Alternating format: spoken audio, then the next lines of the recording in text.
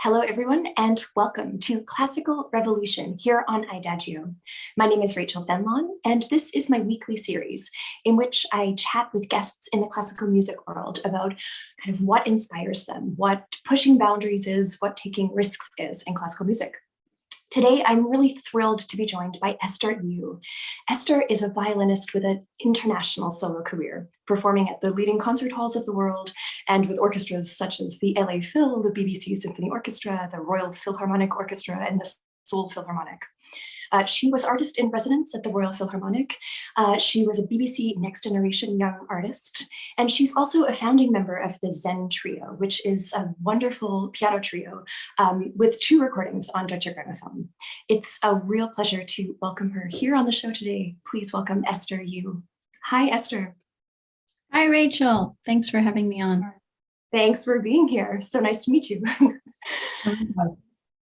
Esther, I would love to begin by just asking you what your earliest introductions to music were and whether there are any particular kind of musical memories which jump out to you as being really important. Sure. So my musical background or early memories, I guess, would be that my maternal grandmother was a pianist herself, and my whole family, they love music. Many of my relatives learned an instrument at some point, although they did not pursue professionally, but they have a deep appreciation for music, all genres of music. And my mother, she really loved the flute.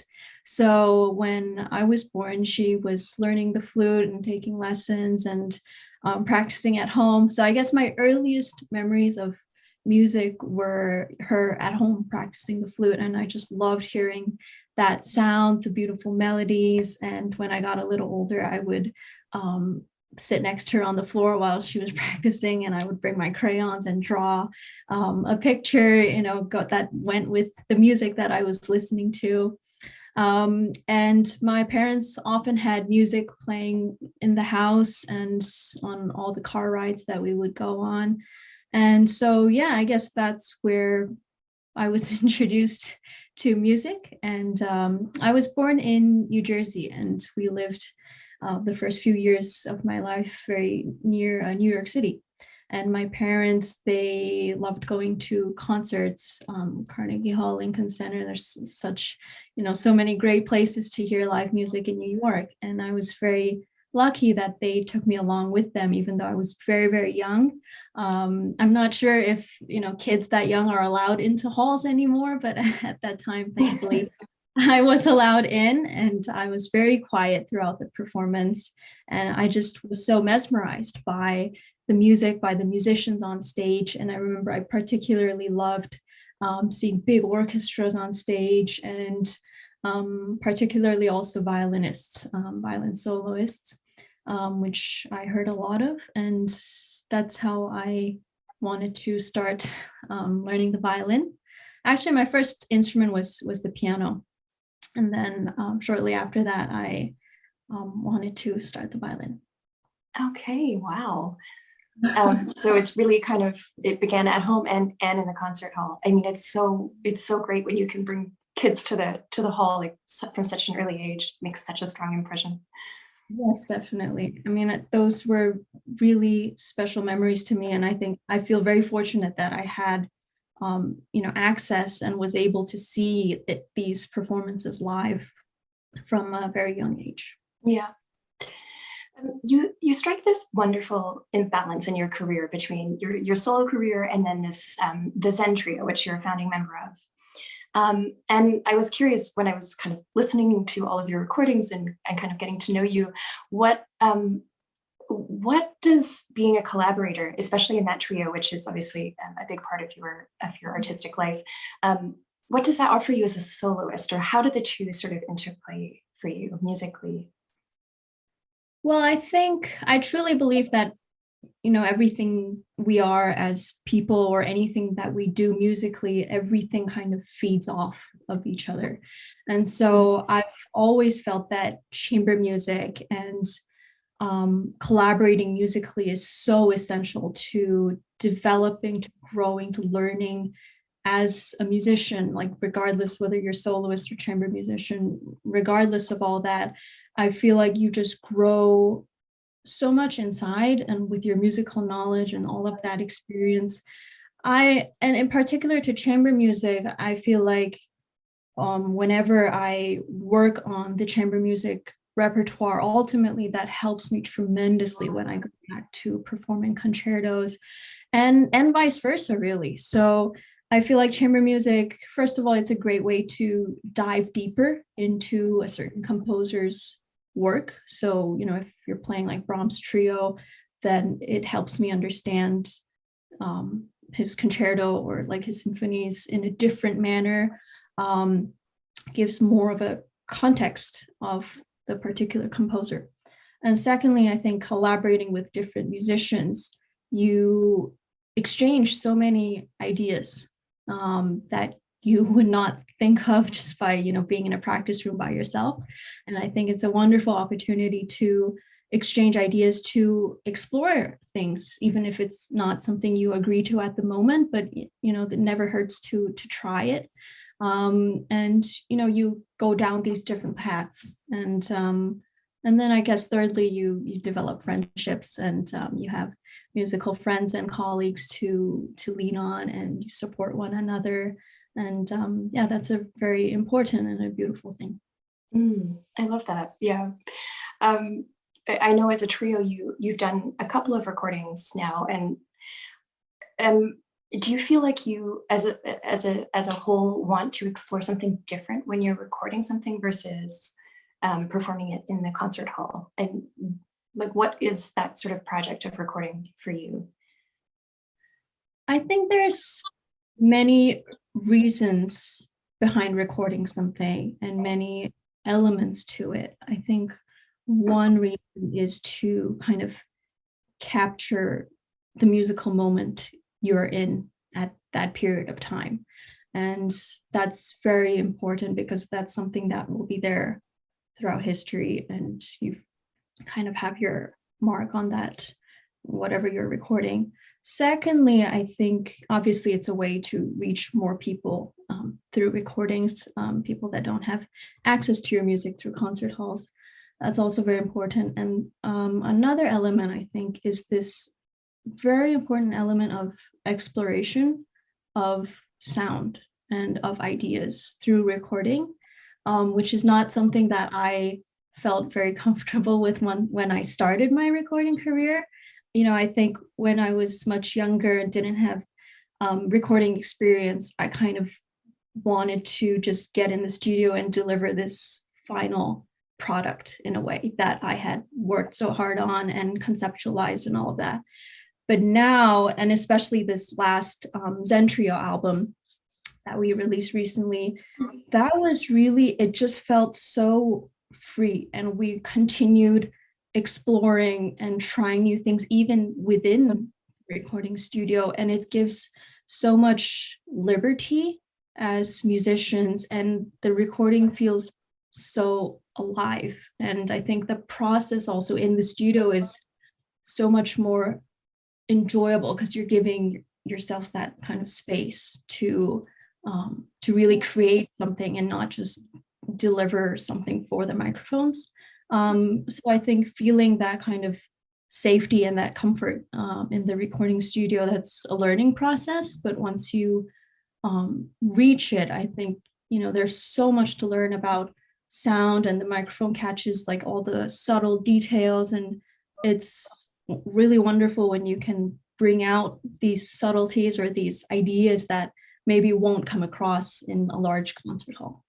Yeah, absolutely.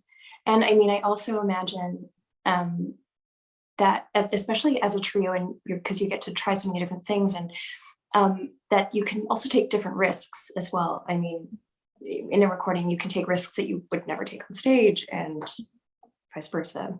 Yes, definitely. I mean, that's something that I think, taking risks, that's something that's really fun to do on stage, but maybe it's can still be a little scary sometimes. But in the recording studio, like I said, it gives you that kind of space and that safety kind of feeling, especially when you're working with really great people and people that kind of create that environment. Yeah, that's a great thing to try out. Yeah, absolutely. You're known for your great command of your instrument and your great technique. And I was wondering if you could kind of share, what do you have sort of a foundation or a few pillars of your technique that you could maybe share with us? Oh, well, first of all, thank you. um, well, I think, first of all, I'm very thankful that I had really wonderful teachers from a very young age. And I think that is really essential in kind of building up from a young child to an artist, and to have that solid foundation, I think has helped me tremendously. I think also, whether it's technique or like musicality, I try not to keep any of those elements like fixed or rigid. And I think one of the greatest advice one of my teachers gave me was, technique is just a toolbox that you use to express whatever you want to express musically. And that made me realize I don't want to be, in one hand, technique propels you forward and helps you in so many ways. But on the other hand, sometimes it can limit you if you're just too fixed on the technique and you're like, oh, I learned this technique this way. This is how I'm going to do it. That's how I'm always going to do it. And, you're kind of stuck in that. So if you approach it the other way, then technique is just the tools to help you achieve whatever you want to do. And I think that's where it becomes really fun, because then you continue exploring and growing technique and always adapting it to that moment that you want to express. And so you're not like bound by anything to kind of express the way you want to. Yeah, so there's a lot of that with that philosophy comes a lot of flexibility, because it's not that you're kind of married to one school or one idea. Yeah, it's sort of a lifelong, rather lifelong journey. There's a wonderful quote actually kind of on this subject that I would love to read. This is from an interview that you gave a year or two ago. So I'm going to embarrass you, sorry. No, you say, and this, it really resonated. So you said, we forget that as individuals, we're already different and unique. Everyone plays differently. Now I prioritize who I am and what I want to say through my music organically. And I was curious, what contributes to this approach? And how do you feed this mindset and this kind of approach to creativity? This was not always my approach. And I find myself always growing and learning and finding new things. And I think that's, one of the great joys of what we do. Maybe I have to get a little more philosophical for this question, but I think, I love people. I love being around people from a very young age. I kind of like got along with everyone, even at school, like I was friends with everyone. And that was all great. But I think along with that came a side where I was very much a people pleaser. And so I wanted to make like everyone happy, and wanted to satisfy everyone. And then ultimately that kind of came into my music. And like when I was much, much younger, I wanted to make music that everyone would enjoy and everyone would love. And then, as I got older, like that, it's just not possible. It's just not possible because everyone has different tastes. And thank God everyone has different tastes so that we have, different opinions and diversity and all that. But it took me a while to realize that, I think. And during that process, I realized I became very unhappy because I was not like, I was making music in a way for other people, in a way, like to please other people. And ultimately it wasn't like satisfying that or satisfying myself. So yeah, I struggled with that. And then I started to really think like, what do I want to do? And like, it felt a little bit selfish to do that. But I also think like, as a musician, as an artist, like we need to decide like, what do we want to say through our music? Like, why are we making music? And in a way, like, I think you have to be a little bit selfish. And, it doesn't mean you're a bad person or anything, but I think like you need to have that individuality and that voice. And yeah, I felt like I felt much, much more freer on stage when I kind of let go of that very unnecessary pressure I was putting on myself, something that's not even achievable. um, so yeah, that was definitely a learning process. And then also I think I had to do a lot of character building on myself, like away from instrument and music and all, just as a person, to just grow and develop like different facets of my character. And to realize like it's okay and it's good to have like these multiple sides of yourself that are maybe not always nice or not always happy, but all of that ultimately it adds so much to your music making, to understanding the music, to being able to convey those emotions on stage. And so I think that has been like a work in progress for me, and especially over the like past couple years, and probably when that interview came out, like I was going through that reflection phase. So yeah, it's something that it's kind of a mindset shift. It's very inspiring. I like it's and I think it's such a good point that you say that we almost have to be selfish because people respond to you being yourself, just you being your authentic self. I mean, that's in the end what people respond to. That's why also we respond to certain composers at certain moments. I mean, they're entirely themselves. So I really love that. Do you feel like, do you have sort of inspirational figures or people that you really look up to as artists, or even composers that you feel like really strengthen that for you? I think I draw inspiration from so many different sources. Whether it's, and not just, in the professional context, but, sometimes it's someone you just come across like in a cafe and you have like just a very short dialogue, but you notice something in their character and you're like, it makes you kind of think about something you've never thought about before. And that is like a huge inspiration. And then you carry that through, all these different aspects of your life. And so I think like I never really know where my next source of inspiration will come from.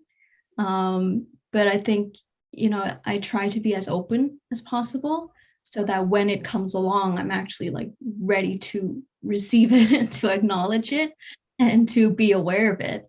I think communicating with people, like having conversations, that's a big thing for me. To share ideas, whether it's a musician or not, like just family, friends, colleagues, all of that. It's it provides a source of reflection, reflecting together, finding different methods or solutions together. Yeah, I think that really works for me. So it's more like a sort of daily mindset, or just Yeah. general sort of open philosophy. I had also a composer on the show saying, it's not about this person inspiring me and this person, it's just living a life where you can constantly be inspired if you. Right. Yeah. I like that. Yeah, me too. I mean, we already kind of talked about it, but about risks and the importance of taking risks in music. I'm curious to hear you whether there have been any moments that you feel like you took a really big risk either on stage or with maybe repertoire that you chose, or just a particular moment that you feel that you took a risk and it was really an important thing for you in your growth? Actually, this happened, I mean, I wouldn't say like very recently, but more recently. I actually, when I was younger, I didn't fully even understand like what is taking risk on stage, like what is taking risk musically. Like it's not even that I was scared of it, I just could not grasp the concept. And I think for me, because like I have always been a perfectionist, like super perfectionist in like everything I do, and so I just could not understand the concept of like going on stage and taking a risk and like not performing the way I've prepared. Um, and then it took me a while to understand like what that freedom is. Um, one one of my mentors, actually, when I was much younger, I was playing and then I was asked this question, what are you trying to prove? And then I that was like an awakening for me. It just kind of clicked, and it's like, what am I doing? Like, what am I trying to prove? Like I just want to make music and to like communicate through music and to convey these emotions and to convey the beautiful music that the composers left us. And like, what am I trying to prove? And so I think that hearing that just made me think about so many things, like how am I performing on stage? How am I practicing? All of that. And it was difficult to kind of comb through all of those questions and emotions. But ultimately, like now, I think now I really understand the value of what is risk taking, and I understand how liberating it is. And I think back then my concept was like I wanted every concert to be the best concert of my life, which is insane. Like that's just not possible. But that was my mindset back then. And I think I didn't even realize that it was putting this kind of subconscious pressure on me. I just thought that was normal.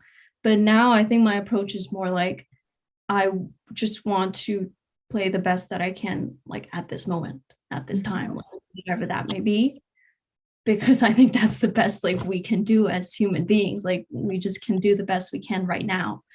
And like having that mindset gave me so much freedom to be free on stage, to enjoy the process much more. Like I don't think that means that having that mindset means I work less or like I care less. Not, if not, actually, on the contrary, I enjoy it much more. Like I want to do so many more things. There's so much I want to experiment with on stage, like at the moment. And I realized, wow, this is so awesome, like to be able to do this on stage. And it's so liberating. You grow so much as a musician to do this. And sometimes it works and sometimes it doesn't, but like that's part of the learning process. And like you just do the best you can at that moment. And it may not be the best concert of your life, but actually I found like doing that, actually the concerts are often much better in the end. Yeah, for sure. And you're not kind of living in that fear of a mistake, or fear of like almost fear of these smaller things. Yeah, okay, I like that. I mean, we're chatting to each other. It's kind of still during this crazy ongoing pandemic of a very long time.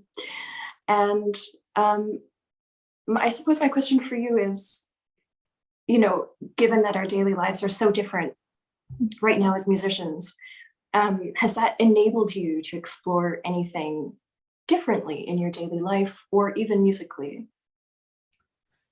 Definitely. I mean, I think every one of us, we went through so many different emotions during the past year, now more than a year.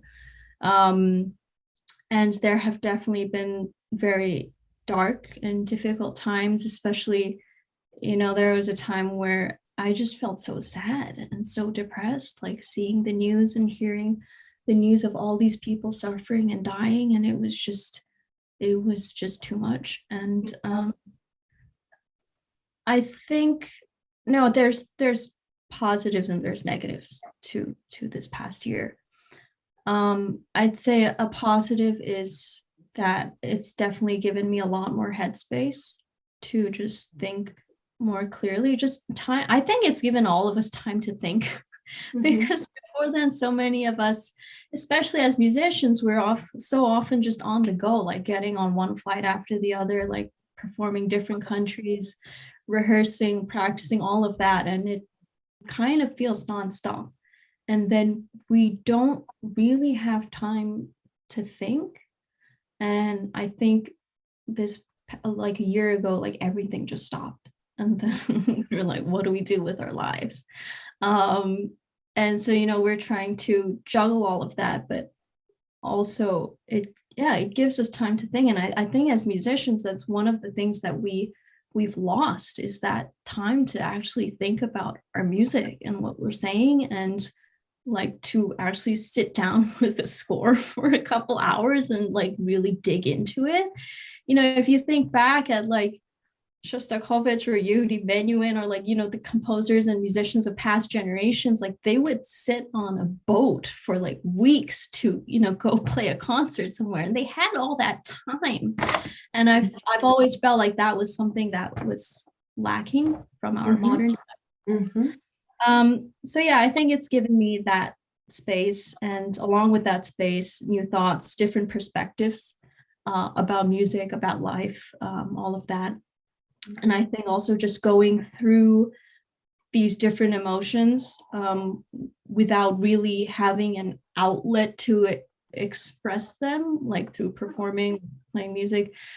I think it's also realized, like, it's given me space to be more emotional and more vulnerable, because I'm not in a mindset where I'm always like, go, go, go. Like I need to like always be ready to like to work and perform. And so I think it's given me that, definitely. Yeah, so I think those things. And I think along with that emotion, being emotional and being vulnerable, I think along with that is like this confidence that comes with that. So yeah, I think more confidence in myself as well, oddly, which I didn't expect this past year. Yeah, I mean, it's really interesting what you say about that we are just pointing out that we don't have that outlet. And so you are, I hadn't actually thought of that before, that's kind of course, you realize that every day as a musician that we don't have that, but it just, yeah, that we don't have an outlet, but we're still feeling everything and still going through all of these emotions and even more intensely. No, that's very interesting. In terms of like a broader perspective on what we do as classical musicians, do you feel like, we might question ourselves differently as musicians coming out of this pandemic and kind of re-entering life back to normal, which won't be back to normal, but. Yes, definitely. I think this was a time for all of us to question ourselves, to really reflect on our lives pre-pandemic, and then also decide what we want to do post-pandemic.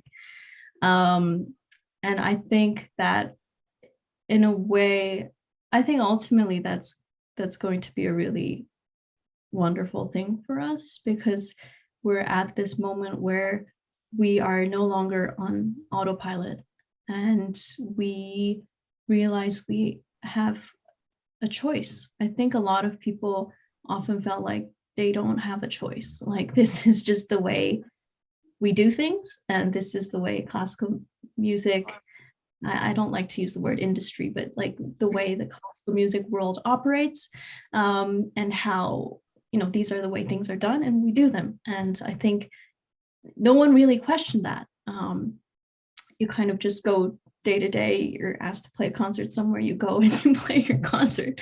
And now, we took such a huge step back, and we realize, oh, there are like different innovative ways to go about doing this, and we don't all have to be doing it the same way, because maybe some people don't want to be on a flight every other day, and maybe some people want to be at home with their families more. Like, there is nothing wrong with that, and I don't think there's a good way or a bad way. It's just like, what do we want to do as musicians? What do we want our lives to be like, not just as musicians, but as human beings? Like, what do we want to fulfill in our lifetime?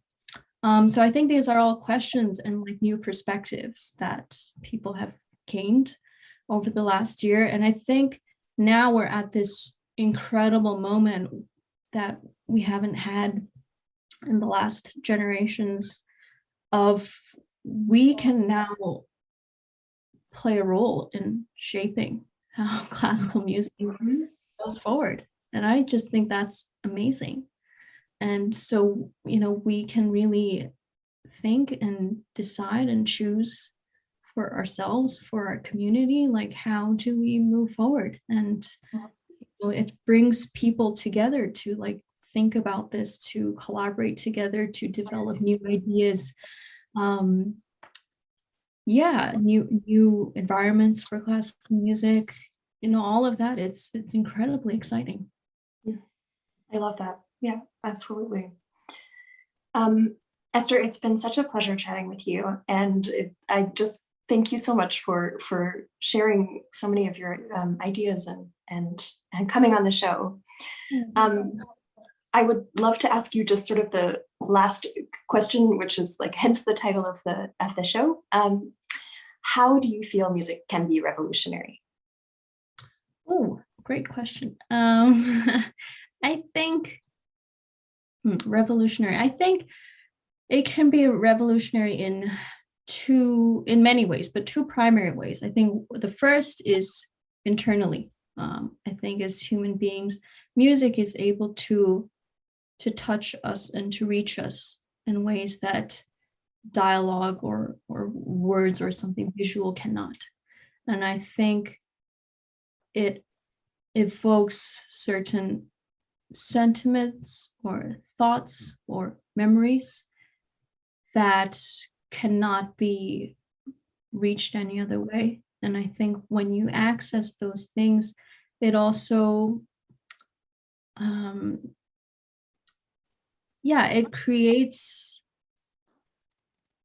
something within you. So music can, for example, it can ignite a fire in you that could not be done any other way, and that can really propel you forward. Like, it can give you encouragement, it can give you hope, it can give you energy.